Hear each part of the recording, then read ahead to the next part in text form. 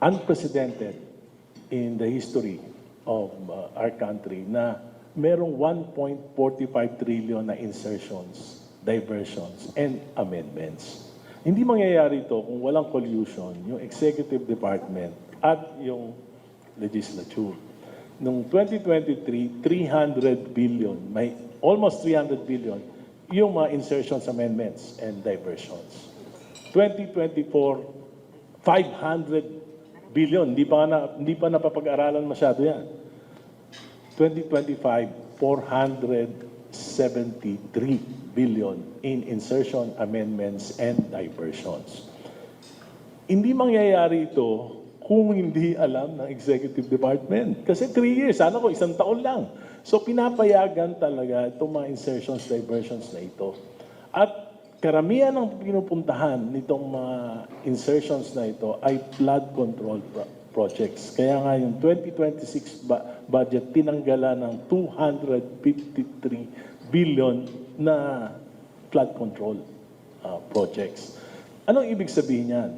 For 3 years, yung mga pinag-aralang proyekto sa budget preparation process, pinalitan ng mga hindi napag-aralan. Kung saan-saan ang galing ng mga proyekto, karamihan nga, flood control. Dahil dyan, dahil para pontuhan yan, yung PhilHealth binawasan ng 60 billion. Yung PDIC kinuha yung 107 billion.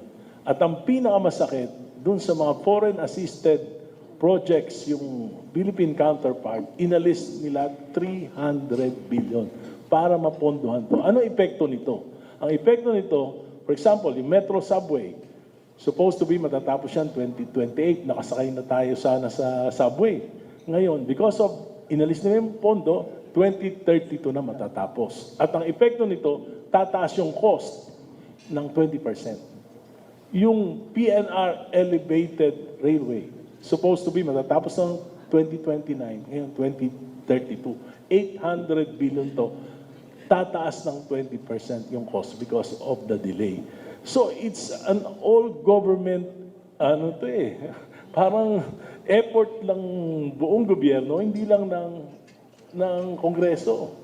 Hindi po pwedeng mangyari ito. Sana kung 1 taon lang. Pero kung pinalusot mo ng 23, pinalusot mo ng 24, pinalusot mo ng 2025, binito lang ng 2025 yung 26 billion kasi sumobra na yung DPWH budget sa DepEd which will make the 2025 budget unconstitutional.